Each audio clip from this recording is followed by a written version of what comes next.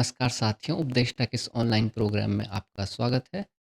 Concept of development हमने कर लिया था, उसके बाद हमने फिजिकल डेवलपमेंट देख लिया था। आज का हमारा टॉपिक है कॉग्निटिव डेवलपमेंट यानी कि संज्ञानात्मक विकास, और इसको ही हम मेंटल डेवलपमेंट यानी कि बौद्धिक विकास भी कहते हैं। ठीक है, तो ये सीटीटी के पेपर 1 पेपर 2 के साथ साथ सभी स्टेट टेट एग्जामिनेशन के लिए क्लासेस उपयोगी रहेंगी।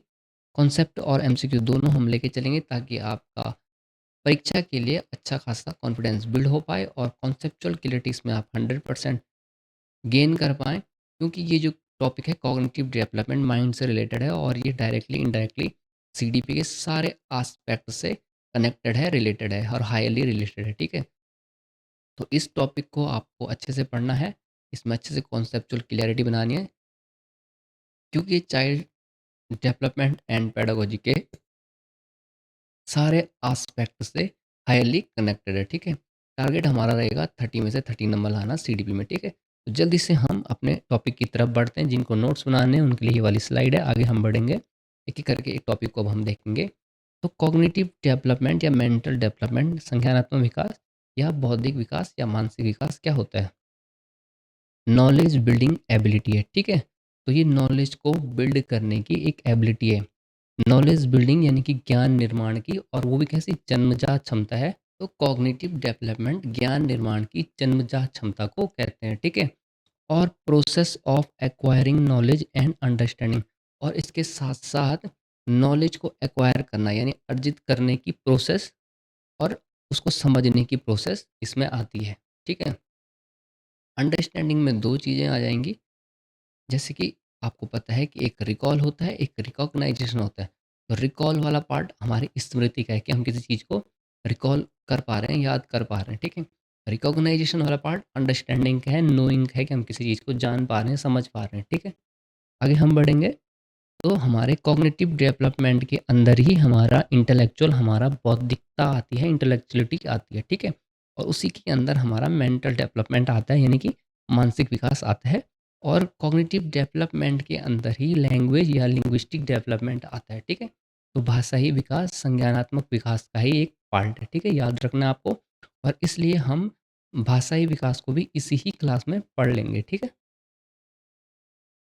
आगे हम देखेंगे कि बालक अपने निरंतर बदलते हुए वातावरण में समायोजन संज्ञानात्मक विकास के कारण कर पाता है। ठीक है, जैसे पहले बच्चा गर्भ में होता है यानी कि वूम में होता है, तो वहाँ पे एक अलग तरह का वातावरण है। जब उसका जन्म होता है, तो जन्म के बाद वो एक अलग तरह के वातावरण में आता है। ठीक है, और उस वातावरण में वो समायोजन अपने कॉग्निशन के कारण कर पाता है।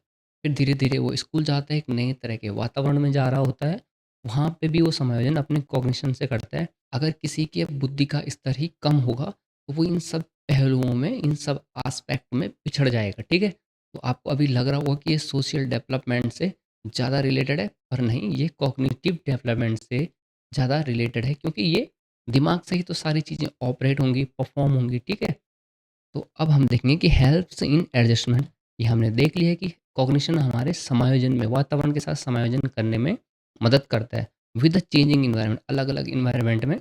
जैसे आप किसी जंगल में चले गए, किसी शहर में चले गए, किसी अलग देश में चले गए, वहाँ पे अलग अलग परिस्थिति, अलग अलग समय, अलग अलग कल्चर, अलग अलग जियोग्राफी में ये आपके समायोजन करने की क्षमता आपके आईक्यू पे, आपके कॉग्निशन पे डिपेंड करेगी। ठीक है, और आईक्यू के साथ साथ आपके ईक्यू पे भी, यानी इमोशनल क्वोशंट या इमोशनल इंटेलिजेंस पे भी डिपेंड करती है। आईक्यू और ईक्यू दोनों कॉग्निशन का ही पार्ट है, इसको अभी हम थोड़ी देर में डिटेल में पढ़ने वाले हैं। ठीक है, सीटीटी के लिए एक इंपॉर्टेंट चीज़ है कि संज्ञान यानी कि कॉग्निशन वातावरण के साथ अंतःक्रिया से बढ़ता है। यानी कि हमारा कॉग्निशन, हमारा संज्ञान, जैसे जैसे हम समय के साथ वातावरण के साथ इंटरेक्शन करते जाते हैं, अलग अलग तरह के वातावरण जाते हैं, वैसे वैसे हमारी समझ में भी वृद्धि होती जाती है। ठीक है, क्वेश्चन भी करने ज़रूरी हैं, तो एमसीक्यूज़ भी हम साथ-साथ करेंगे, ताकि आपका एग्ज़ाम के लिए एक अच्छा खासा कॉन्फिडेंस बन जाएगा और आप अच्छे से अच्छे नंबर ला पाएँगे एग्ज़ाम में। ठीक है, तो एक बालक अपने बदलते हुए वातावरण में आसानी से एडजस्टमेंट कर लेता है। ठीक है, तो यह उसके किस विकास को दर्शाता है?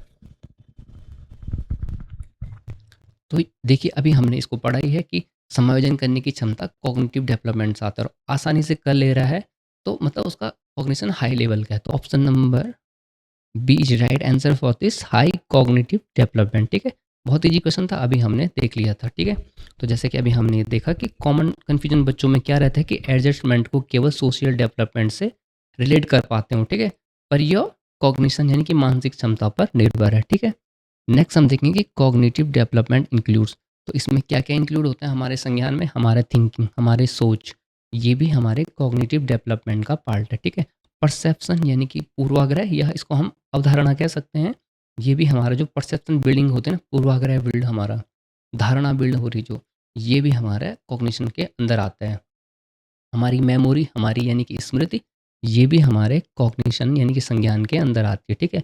रीजनिंग और नोइंग, दोनों चीज़ें, रीजनिंग तर्क शक्ति हमारी, हमारे संज्ञानात्मक विकास के अंदर आती है, और हमारा नोइंग यानी किसी चीज़ को जानना, जैसे कि मैंने अभी बताया भी था कि रिकॉल होता है, एक रिकॉग्नाइजेशन होता है, तो जानना, अंडरस्टैंडिंग, ये सब हमारे संज्ञानात्मक विकास, मानसिक विकास के अंदर आती हैं।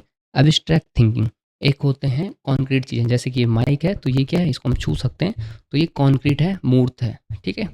इसको हम अपने सामने देख पा रहा हूँ, इसको मैं छू पा रहा हूँ, तो ये कॉन्क्रीट है, मूर्त है। अमूर्त चीज़ें वो होती हैं जिनका मूर्त रूप नहीं है, जो मतलब सामने नहीं है, जिनको हम छू नहीं सकते हैं। जैसे हम भगवान के बारे में सोचते हैं, वो अमूर्त है, ठीक है? तो एब्स्ट्रैक्ट थिंकिंग, अमूर्त चिंतन भी कॉग्निटिव डेवलपमेंट के अंदर ही आता है, ठीक है? कॉन्सेप्ट डेवलपमेंट यानी कि संकल्पना निर्माण या अवधारणा, जो कॉन्सेप्ट हम बनाते हैं, वो भी कॉग्निटिव डेवलपमेंट के अंदर आते हैं। प्रॉब्लम सॉल्विंग और डिसीजन मेकिंग स्किल दोनों कॉग्निटिव डेवलपमेंट के अंदर आते हैं। मोस्ट इंपॉर्टेंट है कि हमारा लैंग्वेज हमारे कॉग्निटिव डेवलपमेंट के अंदर ही आता है, ठीक है? इमेजिनेशन की पावर, हमारी कल्पना शक्ति, जो कि हमें अन्य क्रिएचर, अन्य प्राणियों से अलग करती है, वो भी हमारे मानसिक विकास के अंदर आती है, ठीक है? जब जब हम शुरू में, जब इंसानों में, यानी कि तब उनको इंसान कहना ठीक नहीं रहेगा, एक प्राणी जो था, अब वो शायद होमो इरेक्टेड या होमो सेपियंस से तो बहुत पुराना था। उसमें जब कल्पना शक्ति का विकास हुआ, तभी वो अन्य क्रिएचर, अन्य प्राणियों से अलग हुआ, और एक तरह से हम कह सकते हैं रिलेटिवली अन्य से कि हम सुपर क्रिएचर हैं, ठीक है? ये ये जो हमारी बुद्धि का इतना विकास हुआ, वो इस कारण हुआ क्योंकि हम में कल्पना शक्ति का डेवलपमेंट हुआ। फर्स्ट स्टेज यही थी कि हम में कल्पना शक्ति है, और जब कल्पना शक्ति हम में आई, तो फिर हमारा माइंड बहुत ज़्यादा डेवलप हो गया, बूस्ट अप हो गया, ठीक है? नेक्स्ट हम बढ़ेंगे कि lack of this ability at the time of birth, इन सारी एबिलिटीज़ की जन्म के समय कमी होती है। Gradually the abilities develop with age, ठीक है? जैसे जैसे उम्र हमारी बढ़ती है, तो ये सारी एबिलिटीज़ हम में बढ़ जाती हैं, ठीक है? क्वेश्चन हम देखेंगे, संज्ञानात्मक विकास यानी कि कॉग्निटिव डेवलपमेंट में मुख्य रूप से क्या शामिल होता है? तो अभी हमने जैसे देखा कि इसमें कॉन्सेप्ट है, इसमें मेमोरी है, इसमें प्रॉब्लम सॉल्विंग है, ठीक है? तो ऑप्शन नंबर 20 का राइट आंसर हो जाएगा, क्योंकि अभी हमने यहाँ पे देखा कि मेमोरी और प्रॉब्लम सॉल्विंग कॉग्निटिव डेवलपमेंट के अंदर आती है, ठीक है? आगे हम बढ़ेंगे कि एक हमारे माइंड में लेफ्ट हेमिस्फीयर होता है, एक राइट हेमिस्फीयर होता है, ठीक है? तो लेफ्ट हेमिस्फीयर हमारा आईक्यू वाला पार्ट होता है, और राइट हेमिस्फीयर या राइट पार्ट हमारा ईक्यू वाला यानी कि इमोशनल क्वोशंट या इमोशनल इंटेलिजेंस वाला पार्ट होता है। तो यहाँ से हमारे, जैसे कि हमारा एल लेफ्ट ब्रेन है, एल आ रहा है, तो लॉजिक, लैंग्वेज याद रखने का तरीका ये है, ठीक है? लेफ्ट ब्रेन से logic, language, fact, reasoning, maths perform होंगी, ऑपरेट होंगी, कंट्रोल होंगी, ठीक है? ईक्यू यानी कि राइट ब्रेन से हमारा क्रिएटिव माइंड है, ठीक है? इससे हम क्रिएटिविटी वाले काम करते हैं, इससे हम इमेजिनेशन करते हैं, कल्पना करते हैं। साथ ही हमारे संवेगात्मक विकास यानी कि हमारी फीलिंग इससे ऑपरेट होती है, परफॉर्म होती है, कंट्रोल होती है राइट पार्ट ऑफ ब्रेन से, ठीक है? नेक्स्ट हम बढ़ेंगे कि मानव मस्तिष्क का, नेक्स्ट हम देख लेते हैं क्वेश्चन कि मानव मस्तिष्क का कौन सा हिस्सा मुख्य रूप से भाषा, लैंग्वेज और तर्क को नियंत्रित करता है? अभी हमने देखा था कि लेफ्ट ब्रेन से, याद रखने का तरीका मैंने बताया था, लेफ्ट ब्रेन, एल से लैंग्वेज, एल से लेफ्ट, एल से लॉजिक, ठीक है? तो लैंग्वेज और लॉजिक हमारे लेफ्ट ब्रेन से कंट्रोल होंगी, ठीक है? तो ऑप्शन नंबर बी इसका सही आंसर होगा। क्वेश्चन नेक्स्ट हम देखेंगे कि एक छात्र चित्रकला यानी ड्राइंग में बहुत रचनात्मक है, तो यानी उसका राइट ब्रेन ईक्यू वाला पार्ट ज़्यादा डेवलप है, और नई चीज़ों की कल्पना, इमेजिनेशन, जैसे कि हमने यहाँ पे देखा था ना, अभी देखिए, इमेजिनेशन और क्रिएटिविटी राइट ब्रेन का पार्ट है। तो कहाँ के क्वेश्चन, तो ये है, ठीक है? तो कौन सा मस्तिष्क का भाग उसका अधिक सक्रिय है? तो ये आसान है, राइट ब्रेन इसका राइट आंसर हो जाएगा। नेक्स्ट क्वेश्चन है कि यदि एक व्यक्ति का लेफ्ट ब्रेन बहुत विकसित है, तो उसका आईक्यू हाई होगा, वो लॉजिक ज़्यादा करेगा, मैथ, रीजनिंग में अच्छा होगा, ठीक है? और राइट ब्रेन कमज़ोर है, तो वो इमोशनल कोशेंट उसका इमोशनल इंटेलिजेंस उसकी कम होगी, वो जल्दी से किसी से समायोजन नहीं कर पाएगा अपने नए वातावरण के साथ, ठीक है? तो कौन-सा इसका सही होगा? वो गणित और तर्क में बहुत कमज़ोर होगा, नहीं होगा। मैथ्स और लॉजिक में, रीजनिंग में वो अच्छा परफ़ॉर्म करेगा, ठीक है? बी है कि वो सामाजिक समायोजन और भावनाओं के नियंत्रण में संघर्ष करेगा। तो बिल्कुल option number B is right answer for this question. C को हम देख लेते हैं कि उसकी लैंग्वेज का विकास रुक जाएगा, बिल्कुल नहीं, लैंग्वेज लेफ्ट ब्रेन से परफॉर्म होती है, ठीक है? तो इसका ऑप्शन नंबर बी राइट है। आगे हम बढ़ेंगे मेटाकॉग्निशन पे। तो मेटाकॉग्निशन क्या है कि कॉग्निशन अभी तक हम देख रहे थे, कॉग्निशन से हाई ऑर्डर की थिंकिंग मेटाकॉग्निशन होती है, ठीक है? तो थिंकिंग अबाउट थिंकिंग, कॉग्निशन में क्या कर रहे थे हम, सोच रहे थे चीज़ों को, और मेटाकॉग्निशन में हम सोचने के बारे में ही सोच रहे हैं कि कोई व्यक्ति सोच रहा है तो वो कॉग्निटिव डेवलपमेंट हुआ, ठीक है? और हम कैसे सोचते हैं इस बारे में भी कोई सोच रहा है तो वो है मेटाकॉग्निशन, ठीक है? तो metacognition is the practice of being aware of one's own thinking. व्यक्ति अपनी थिंकिंग प्रोसेस के बारे में कितना जागरूक है, कितना अवेयर है, ये मेटाकॉग्निशन होता है, ठीक है? अवेयरनेस अबाउट अवेयरनेस, यानी कोई व्यक्ति जागरूकता के प्रति भी कितना जागरूक है कि हम कैसे सोच रहे हैं उसके बारे में भी वो सोच रहा है। तो ये चीज़ें हैं मेटाकॉग्निशन, ठीक है? जैसे कि मैंने अभी बताया कि थिंकिंग अबाउट थिंकिंग, हम कैसे सोचते हैं, यह कोई सोच रहा है तो वो मेटाकॉग्निशन का पार्ट है, ठीक है? हाई ऑर्डर कॉग्निशन है, बिल्कुल है, क्योंकि कॉग्निशन से ऊपर की चीज़ें हैं। जैसे कि मैंने अभी बताया, awareness about one's own thinking process, कोई व्यक्ति अपनी थिंकिंग प्रोसेस के प्रति अवेयर है, उसके बारे में भी सोच रहा है, तो ये क्या चीज़ें हो जाएंगी, मेटाकॉग्निशन हो जाएंगी, ठीक है? और अब हम देखेंगे कि पियाजे के कॉग्निटिव डेवलपमेंट के प्रति क्या विचार थे। पियाजे अपने आप में एक बहुत बड़ा टॉपिक है, एक अलग क्लास उसकी रहेगी, तो जब वो करेंगे हम तब करेंगे, अभी हम उनके सिर्फ कॉग्निटिव यानी कि संज्ञानात्मक विकास के संदर्भ में क्या धारणाएं थी उसको देखेंगे, ठीक है?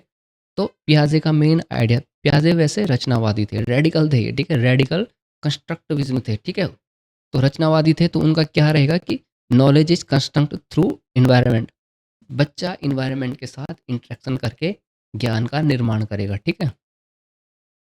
इनका मेन कहना ये था कि चिल्ड्रन आर एक्टिव लर्नर्स, यानी कि बच्चे ज्ञान के सक्रिय निर्माता होते हैं, और वातावरण के साथ इंटरेक्शन से वो क्या करते हैं, ज्ञान का निर्माण करते हैं। तो इन्होंने बच्चों को नन्हे वैज्ञानिक कहा था, और इन्होंने थिंकिंग डेवलपमेंट पे यानी कि चिंतन के विकास पर जोर दिया था।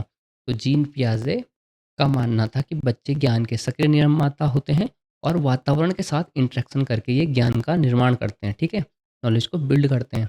और इन्होंने बच्चों को नन्हे वैज्ञानिक कहा था, और इन्होंने साथ ही चिंतनशीलता पे जोर दिया था, ठीक है? तो ये पियाजे के विचार संज्ञानात्मक विकास के बारे में वो हमने देखा। क्वेश्चन हम कर लेते हैं कि जीन पियाजे के संज्ञानात्मक विकास सिद्धांत के अनुसार बच्चे ज्ञान का निर्माण कैसे करते हैं। अभी तो हमने ये देखा था कि throughout interaction with the environment, option number B, ठीक है? तो कॉग्निटिव डेवलपमेंट यानी कि संज्ञानात्मक विकास को हमने देख लिया है। संज्ञानात्मक विकास में ही लैंग्वेज डेवलपमेंट आता है, भाषा विकास आता है, तो उसको भी हम इसी क्लास में करेंगे। और उससे पहले हम एक क्विक रिवीजन कर लेते हैं जो अब तक हमने देखा। तो हमने देखा कि कॉग्निशन में अंदर थिंकिंग, मेमोरी, प्रॉब्लम सॉल्विंग यानी आईक्यू और ईक्यू वाला आता है। लेफ्ट ब्रेन से logic, language, math, reasoning perform होती है, और राइट ब्रेन से हमारा इमेजिनेशन, क्रिएटिविटी और हमारे संवेग परफॉर्म, ऑपरेट या कंट्रोल होते हैं, ठीक है? तो मेटाकॉग्निशन देखा, फिर उसके बाद हमने कि थिंकिंग अबाउट थिंकिंग, हम कैसे सोच रहे हैं उस बारे में भी अगर हम सोच रहे हैं तो वो हम मेटाकॉग्निशन है, ठीक है? फिर पियाजे ने क्या कहा था कि बच्चे ज्ञान के सक्रिय निर्माता होते हैं, और वातावरण के साथ इंटरेक्शन करके वो नॉलेज को बिल्ड करते हैं, और उन्होंने चिंतनशीलता पे जोर दिया था, और बच्चों को नन्हे वैज्ञानिक उन्होंने कहा था, ठीक है? अब हम भाषा विकास को देखेंगे। ये वाला जो टॉपिक है, स्टेजेस ऑफ लैंग्वेज डेवलपमेंट, इसको आपने नोट करना है अपनी कॉपी में, और इसको वीडियो को पॉज़ करके या इसके बाद रिपीट करना है 1-2 बार, तो आपको ये अच्छे से याद हो जाएगा, ठीक है? तो देख लेते हैं हम क्या है, कूइंग है, कूकना, यानी कि जन्म से 6 सप्ताह तक बच्चे अजीब आवाज़ें निकालता है। उसके बाद की स्टेज आती है बैबलिंग, यानी कि बबलाना। तो 6 महीने तक बच्चा बौ, मौ, पौ जैसी ध्वनियाँ निकालता है, ठीक है? उसके बाद की स्टेज है वन वर्ड स्टेज, ठीक है? एक शब्द बच्चा इसमें कहेगा 1 साल तक, ठीक है? और उसके बाद की स्टेजेस है टू वर्ड, यानी कि बच्चा 2 शब्द बोलना लग जाएगा 1.5 से 2 साल की, ठीक है? और इसी को ही टेलीग्राफिक स्पीच भी कहते हैं, ठीक है? एक इम्पॉर्टेंट चीज़ यहाँ पे ये है कि अर्ली चाइल्डहुड यानी कि 2 से 6 साल की अवस्था में ये जो अवस्था है बच्चे के लैंग्वेज डेवलपमेंट के लिए क्रिटिकल पीरियड है, यानी कि इस उम्र काल में आप बच्चे को कोई भी भाषा आसानी से सिखा सकते हैं, ठीक है? तो संवेदनशील काल इसको हिंदी में कहते हैं।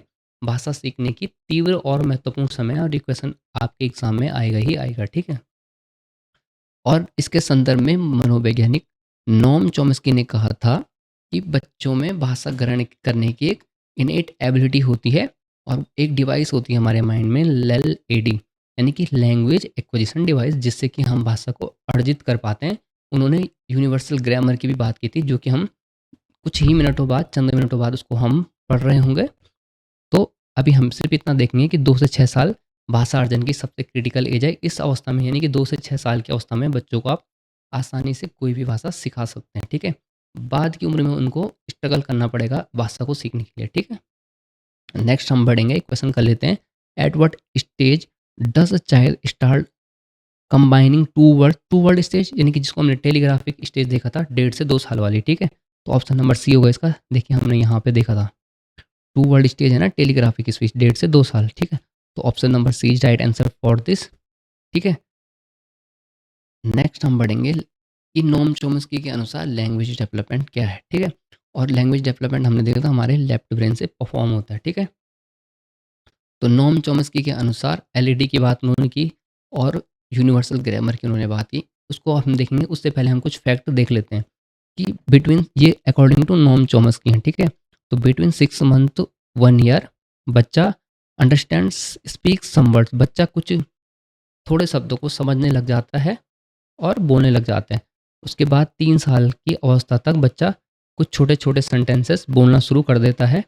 एट द एज ऑफ 15 और 16 a lot of word comprehensive is develop. 15 से 16 साल की उम्र तक बच्चे में एक अच्छा खासा क्या हो जाता है, वोकेबलरी डेवलप हो चुकी होती है, ठीक है? तो इसको भी आप रिपीट करिएगा, ये आपको याद हो जाएगा। शायद परीक्षा में इतना पूछा भी ना जाए, ये पेपर 1 में इसको पूछने के चांसेस ज़्यादा हैं, ठीक है? तो नोम चॉम्स्की ने कहा कि बच्चे में भाषा अर्जन करने की इनेट एबिलिटी होती है, जन्मजात क्षमता होती है, ठीक है? उन्होंने कहा कि human brain has a LAD language acquisition device, ठीक है? जिससे कि वो भाषा को जल्दी से एक्वायर कर लेता है। बच्चा भाषा सीखता नहीं बल्कि अर्जित करता है। सीखना क्या है? किसी पर्टिकुलर जाना, जैसे कि लर्निंग कहते हैं सीखने को। सीखने के लिए आप किसी इंस्टीट्यूशन में जाते हैं, स्कूल में जाते हैं या किसी संस्था में जाते हैं कि मुझे ये चीज़ सीखनी है। अर्जन नॉर्मली हो जाती है, अर्जन अनौपचारिक रूप से हो जाता है, या आपने टीवी के माध्यम से, अपने समाज के साथ इंटरेक्शन करने के माध्यम से, अपनी फैमिली के साथ इंटरेक्शन करते हुए कुछ चीज़ें सीख ली, वो अर्जन है। स्पेशली आप किसी इंस्टीट्यूशन में नहीं जाते हैं कि मुझे ये चीज़ सीखनी है, ठीक है? अर्जन अनौपचारिक रूप से हो जाता है और लर्निंग यानी सीखना औपचारिक रूप से होता है। उसके लिए आप किसी इंस्टीट्यूशन में जाते हैं, पर्टिकुलर सीखने के लिए ही जाते हैं, ठीक है? आगे हम देखेंगे कि यूनिवर्सल ग्रामर यानी कि सार्वभौमिक व्याकरण, सभी भाषाओं का मूल ढांचा समान होता है। इसमें ग्रामर, ये व्याकरण वो नहीं है कि संज्ञा, सर्वनाम, टेंस वाली चीज़ें, पार्ट ऑफ स्पीच वाली।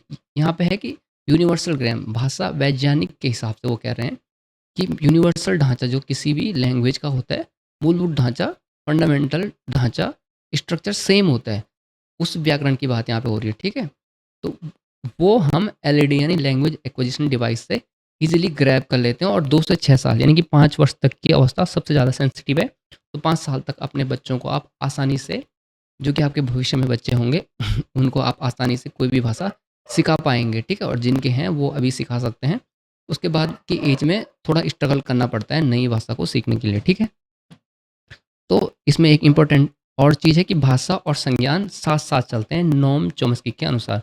नोम चॉम्स्की के अनुसार भाषा और कॉग्निशन साथ-साथ चलते हैं, ठीक है? अलग-अलग चीज़ें नहीं हैं। क्वेश्चन है कि the concept of universal grammar और एलईडी हैज़, तो क्वेश्चन है the concept of universal grammar and LAD was proposed by, तो अभी हमने देखा Noam Chomsky, option number D is right answer for this, ठीक है? नोम चॉम्स्की एक नेटिविस्ट यानी कि प्रकृतिवादी थे। उनका मानना है कि दिमाग में एलईडी के कारण हम खुद से ग्रामर रूल बना पाते हैं। मूलभूत ढांचे की बात हो रही है किसी भी लैंग्वेज की, ठीक है?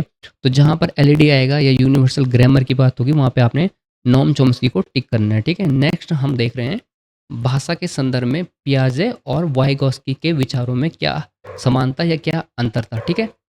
तो जीन पियाजे ने कहा कि थॉट प्रोसीड लैंग्वेज, पहले विचार आते हैं फिर भाषा आती है, ठीक है। ये पियाजे ने कहा। फिर पियाजे ने कहा कि भाषा कॉग्निटिव डेवलपमेंट, भाषा संज्ञानात्मक विकास पर निर्भर है, ठीक है।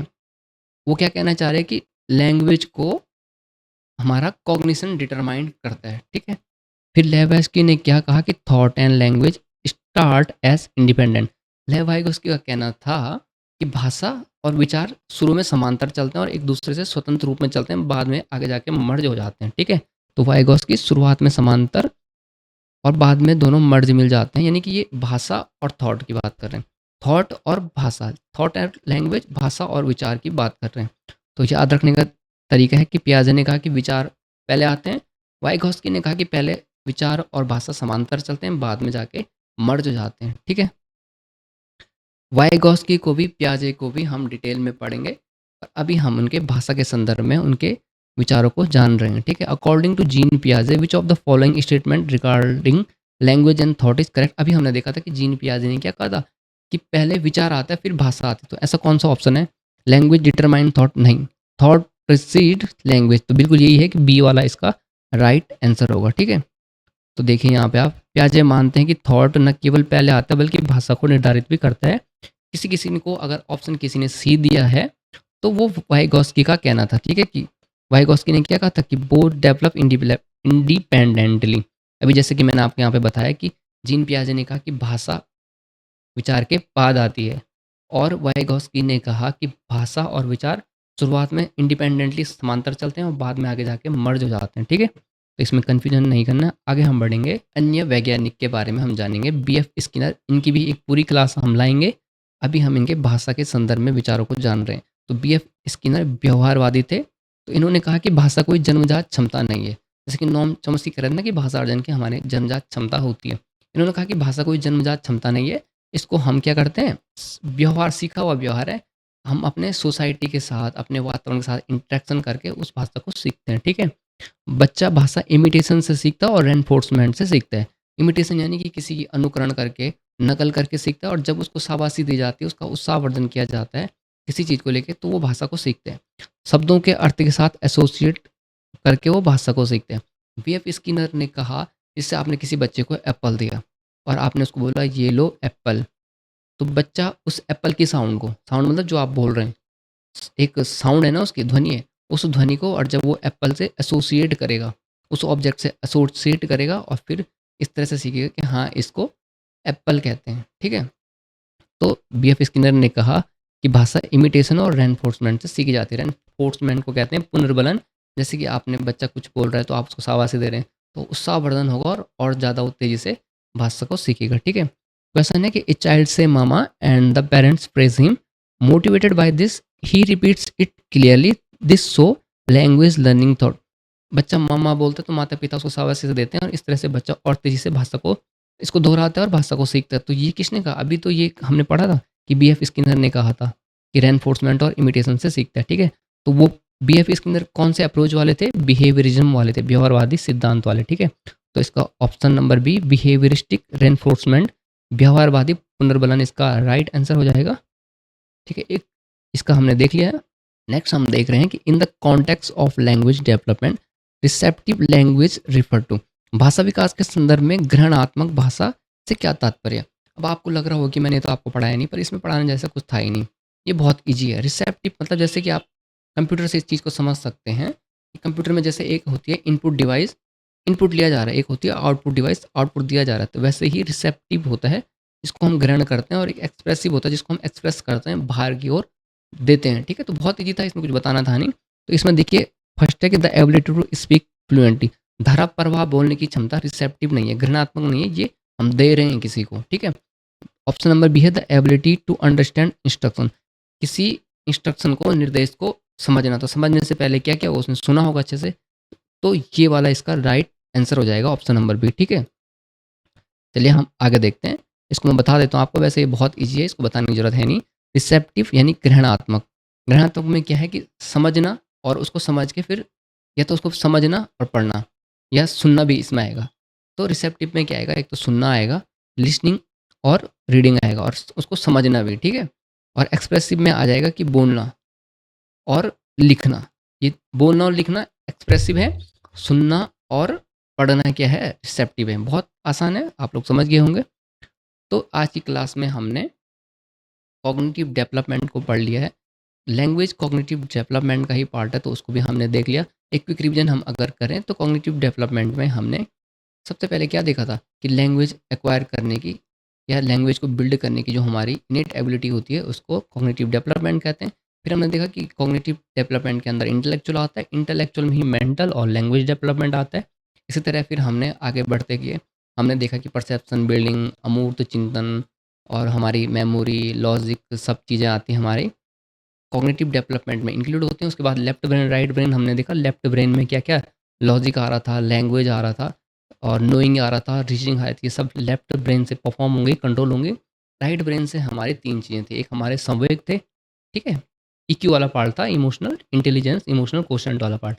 दूसरा हमारा इसमें क्रिएटिविटी थी, तीसरा हमारा इसमें क्या था, इमेजिनेशन की पावर थी, ठीक है? उसके बाद हमने लैंग्वेज डेवलपमेंट देखा, पियाजे के हमने विचार देखे, पियाजे ने क्या कहा था कॉग्निटिव डेवलपमेंट के संदर्भ में कि बच्चे ज्ञान के सक्रिय निर्माता होते हैं और वातावरण के साथ इंटरेक्शन से ज्ञान को बिल्ड करते हैं। उन्होंने बच्चों को नन्हे वैज्ञानिक कहा और उन्होंने क्या कहा, चिंतनशीलता पे उन्होंने विचार दिया था। चिंतनशीलता पर उन्होंने जोर दिया था, ठीक है? लर्निंग बाय डूइंग का कॉन्सेप्ट दिया था उन्होंने कि बच्चे करके सीखेंगे खुद से, ठीक है? उसके बाद हमने लैंग्वेज डेवलपमेंट पे देखा, नॉम चॉम्स्की को हमने देखा कि एलएडी होता है, लैंग्वेज एक्विजिशन डिवाइस होता है और यूनिवर्सल ग्रामर की बात नॉम चॉम्स्की ने की थी, ठीक है? उसके बाद हमने देखा था कि पियाजे और वाइगॉस्की के क्या विचार थे भाषा संदर्भ में, भाषा विकास के संदर्भ में। तो पियाजे ने कहा कि पहले विचार आते हैं फिर भाषा आते हैं और वाइगॉस्की ने कहा कि विचार और भाषा, थॉट एंड लैंग्वेज पहले समांतर चलते हैं, इंडिपेंडेंटली स्वतंत्र रूप से चलते हैं, फिर आगे जाके मर्जर हो जाते हैं। वहीं नॉम चॉम्स्की ने कहा था कि भाषा विकास की हमारी जन्मजात क्षमता होती है और बीएफ स्किनर ने इसका उल्टा कहा कि भाषा जन्मजात क्षमता नहीं है, बल्कि वो हम इमिटेशन से, रेनफोर्समेंट से और समाज के साथ क्या करके इंटरेक्शन करके सीखते हैं, ठीक है? तो ये क्लास हमने अच्छे से कर ली है। इससे बाहर कॉग्निटिव डेवलपमेंट में और लैंग्वेज डेवलपमेंट में किसी भी टेट एग्जामिनेशन में नहीं पूछे जाने वाला है, ये मोर देन इनफ है। चाहे आप सीटीईटी को ले लें या यूटीटी ले लें, यूपीटीटी ले लें, किसी भी स्टेट की टेट एग्जामिनेशन को ले लें, ये मोर देन इनफ है। इसको आपने एक बार रिपीट करना है, नोट्स आप बना लिए होंगे या बना रहे होंगे, तो उनको भी 1-2 बार रिपीट करिएगा। बहुत ज़्यादा पढ़ने की ज़रूरत है नहीं इसमें, ठीक है? इसी तरह से आप बस चीज़ों को समझते हुए कॉन्सेप्चुअल क्लैरिटी के साथ चलिए और क्लासेस को पढ़ते चलिए। आपके अच्छे से अच्छे नंबर आने वाले हैं सेंट्रल टीचर एलिजिबिलिटी टेस्ट में। और यही जो पढ़ा हुआ आपके आगे अब केवीएस, एनवीएस में भी बेसिक आपका वहाँ बना देगा, वहाँ पे भी आप इससे अच्छे से पेडागॉजिकल वाले क्वेश्चन को सॉल्व कर पाएँगे, ठीक है?